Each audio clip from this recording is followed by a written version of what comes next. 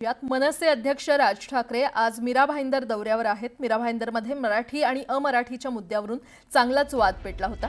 काही दिवसांपूर्वी मनसेच्या कार्यकर्त्यांनी एका व्यापाऱ्याला मारहाण केली होती आणि त्यामुळे अमराठी व्यापाऱ्यांनी मनसेच्या विरोधात मोर्चा काढला होता। त्यानंतर परप्रांतीयांच्या वाढत्या दादागिरीच्या विरोधात मराठी माणसांनी जोरदार मोर्चा काढला। या मोर्चाला पोलिसांनी परवानगी नाकारली होती, तर मनसैनिकांसह आंदोलकांची धरपकड केली होती। नंतर या मोर्चाला परवानगी देण्यात आली। यावेळी हजारो मराठी नागरिक मोर्चामध्ये सहभागी झाले आणि त्याच पार्श्वभूमीवर मनसे अध्यक्ष राज ठाकरे यांचा मीरा भाईंदरमध्ये आज दौरा आहे। मनसे कार्यकर्त्यांकडून राज ठाकरेंच्या स्वागताची जोरदार तयारी करण्यात आलेली आहे आणि त्यामुळे राज ठाकरेंची आज मीरा भाईंदरमध्ये तोफ धडाडणार आहे।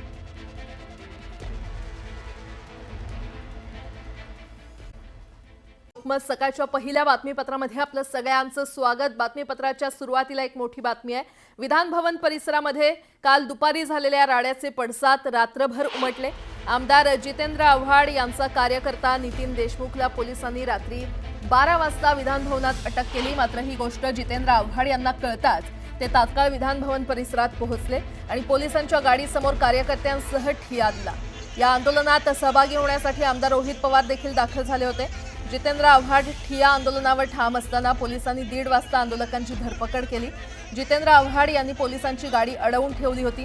पोलिसांनी आव्हाडांना गाडी खालून खेचत बाहेर काढलं आणि नितीन देशमुख यांना पोलीस घेऊन गेले। दरम्यान ज्यांना मारहाण केली आहे त्यांनाच पोलीस पकडून नेत आहेत, मात्र ज्यांनी मारहाण केली त्यांना मात्र सोडून दिलं अशी तक्रार जितेंद्र आव्हाड यांनी केली आहे। त्यामुळे शुक्रवारी मध्यरात्री विधान भवन परिसरात आव्हाड आणि पडळकरांमध्ये झालेल्या वादाचे पडसाद उमटले।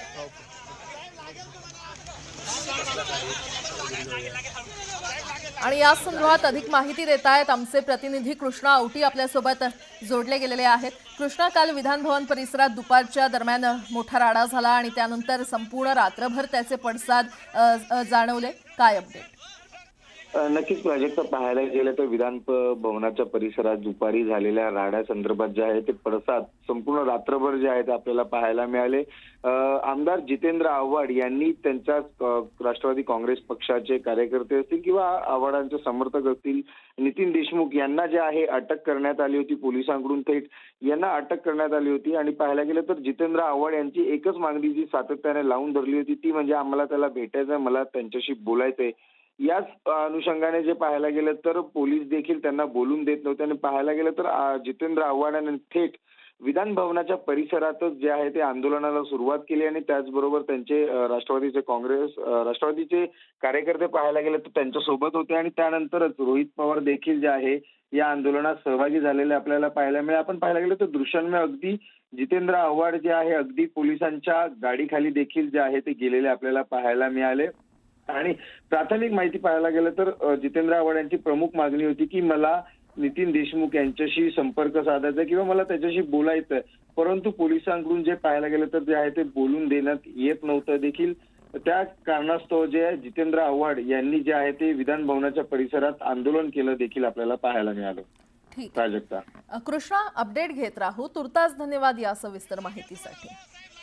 तर आव्हाड यांचे कार्यकर्ते रात्री आक्रमक झाले होते। नितीन देशमुख याला पोलिसांनी अटक केली आणि त्यानंतर जितेंद्र आव्हाड यांनी स्वतः पोलिसांसमोर ठिय्या मांडलेला पाहायला मिळाला। काल विधान भवन परिसरात दुपारी राडा झाला आणि त्याचे पडसाद रात्रभर उमटलेले पाहायला मिळाले।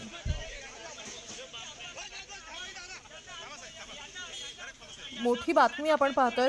खरं तर काल या सगळ्या घटना घडलेल्या आहेत, मात्र रात्रभर याचे पडसाद पाहायला मिळाले। विधान भवन परिसरात काल दुपारी झालेल्या राड्याचे पडसाद हे रात्रभर उमटले। आमदार जितेंद्र आव्हाड यांचे कार्यकर्ते नितीन देशमुख यांना पोलिसांनी रात्री 12 वाजता विधान भवनात अटक केली। मात्र ही गोष्ट जितेंद्र आव्हाड यांना कळताच ते तात्काळ विधान भवन परिसरात पोहोचले आणि पोलिसांच्या गाडीसमोर कार्यकर्त्यांसह त्यांनी ठिय्या दिला। दोन दृश्य आपण पाहतोय। या आंदोलनामध्ये सहभागी होण्यासाठी आमदार रोहित पवार हे देखील दाखल झाले होते, तर जितेंद्र आव्हाड ठिय्या आंदोलनावर ठाम असताना पोलिसांनी 1:30 वाजता आंदोलकांची धरपकड केली। जितेंद्र आव्हाड यांनी पोलिसांची गाडी अडवून ठेवली होती। पोलिसांनी आव्हाडांना गाडी खालून खरं तर खेचत बाहेर काढलं आणि नितीन देशमुख यांना पोलीस घेऊन गेले। ही सगळी दृश्य कॅमेऱ्यात कैद झालेली आहेत।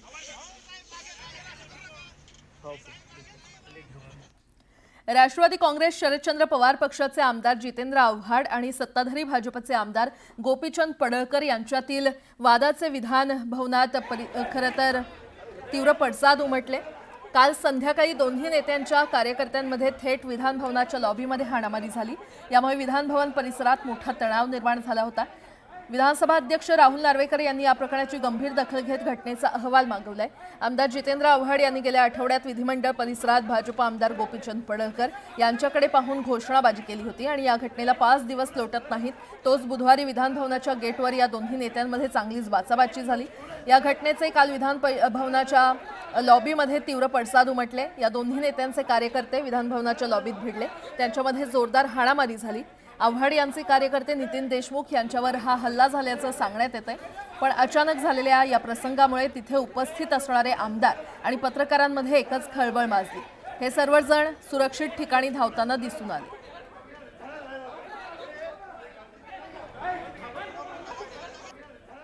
मालाच मारण्यासाठी आले होते हे सगळे। म्हणजे विधानसभेमध्ये विधिमंडळाच्या पायऱ्यांवर भवनामध्ये आमदार सुरक्षित नसतील तर कशाला राहायचं आमदार?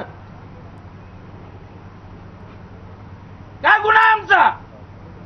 कोणीतरी मवाल्यासारखा येतो आमच्या आई बहिणीवर शिव्या देतो, त्याला ऑफिशियल लँग्वेज म्हणून डिक्लेअर करा ना।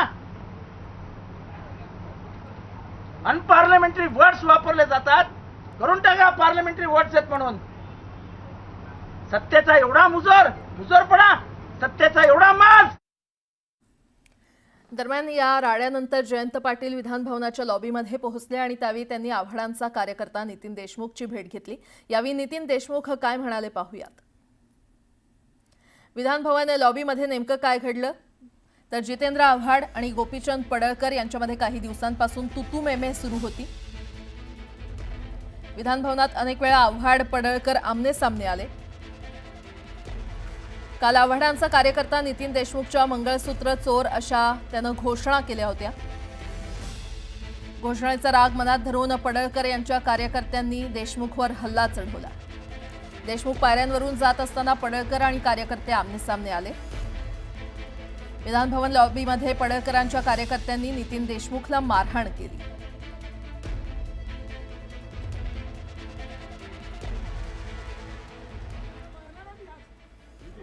मस्ती केली हो साहेब, त्या पडळकरला मारणार आम्ही आज, त्याला दाखवतो मस्ती केली। विधान भवनाच्या लॉबीमध्ये हा राडा झाला असल्याचं पाहायला मिळतंय। जितेंद्र आव्हाड यांचा कार्यकर्ता नितीन देशमुख याला रात्री अटक करण्यात आली आणि त्यानंतर जितेंद्र आव्हाड यांनी देखील ठिय्या मांडला। त्याला दाखवतो मस्ती केली। दरम्यान जयंत पाटील यांनी नितीन देशमुख याची भेट घेतली। विधान भवनाच्या परिसरात हा संपूर्ण घटना ही घडलेली आहे किंवा हा संपूर्ण प्रकार घडलेला आहे। हो साहेब, त्या पडळकरला मारणार आम्ही आज, त्याला दाखवतो मस्ती केली। हो साहेब, त्या पडळकरला मारणार आम्ही आज। समर्थक आहेत का गुंड आहेत? आणि ही जर का परिस्थिती या राज्याची आली असेल तर मग विधान भवनाला अर्थ काय? ज्यांनी त्यांना पास दिले त्यांच्यावरती कारवाई झाली पाहिजे, मग तो कोणी असेल ज्यांनी त्यांना पास दिले त्यांचं नाव आलं पाहिजे समोर, कारण हा अधिकार शेवटी अध्यक्षांचा असतो। अध्यक्षांची पण दिशाभूल केली गेली का हा पण विषय आहे। मात्र अशी मारामारी आणि आमदारांना धक्काबुक्की, ही गुंडागर्दी आता विधान भवनापर्यंत पोहोचली असेल तर मग हे फार अवघड आहे। ताबडतोबीने गृहमंत्र्यांनी आणि मुख्यमंत्र्यांनी सगळे विषय सोडून या गुंडांवरती आणि त्या गुंडांच्या पोशिंद्यांवरती कडक कारवाई केलीच पाहिजे, तरच तुम्ही या राज्याचे पालक मुख्यमंत्री म्हणून जनतेला तोंड दाखवायच्या पात्रतेचे आहात असंच मी म्हणेन। सरकार, मुख्यमंत्री आणि अध्यक्ष, सभापती तसंच होम मिनिस्टर हे सर्व या बाबतीत काय करतात, अखंड महाराष्ट्र त्याच्याकडे लक्ष देऊन आहोत, आम्ही सुद्धा देऊन आहोत। आणि अधिवेशनामध्ये गुंडाशाही, दडपशाही जर तिथं होत असेल तर महाराष्ट्राची आज काय परिस्थिती आहे हे त्या ठिकाणी आपण सगळ्यांनी समजून घेतलं पाहिजे। घडलेली घटना अतिशय चुकीची आहे। अशा प्रकारे इथे घटना घडणं हे बिलकुल योग्य नाही। या ठिकाणी माननीय अध्यक्ष विधानसभा आणि माननीय सभापती विधान परिषद यांच्या अंतर्गत हा सगळा परिसर येतो. त्यामुळे माननीय अध्यक्षांनी आणि सभापतींनी याची गंभीर दखल घ्यावी आणि या संदर्भात जी काही कडक कारवाई आहे ती कडक कारवाई माननीय अध्यक्षांनी करावी अशा प्रकारची विनंती मी त्यांच्याकडे केलेली आहे. मला असं वाटतं की अशा प्रकारे एकतर या ठिकाणी इतक्या मोठ्या प्रमाणात लोक जमा होतात आणि मारामारी करतात, हे या विधानसभेला शोभणारं नाही आणि म्हणून याच्यावर निश्चित कारवाई ही झालीच पाहिजे. दरम्यान आव्हाड आणि पडळकरांमधील वाद आजचा नाही तर पावसाळी अधिवेशनात यापूर्वी देखील दोघांमध्ये शाब्दिक चकमक झाली. 11 जुलैला विधानभवन परिसरात पडळकर जात असताना आव्हाडांनी घोषणा देत पडळकरांना डिवचलं होतं, तर 16 जुलै म्हणजेच विधानभवन परिसरात कारचा दरवाजा लावण्यावरून पडळकर आणि आव्हाडांमध्ये बाचाबाची झाली होती. यावेळी शिवीगाळ देखील झाला होता. या वादावरून आव्हाड समर्थकांनी पडळकरांविरोधात ठाण्यामध्ये आंदोलन केलं होतं. याच वादाचे पडसाद काल विधानभवनात उमटले आणि दोन्ही नेत्यांचे कार्यकर्ते विधानभवनाच्या लॉबीमध्ये भेटले.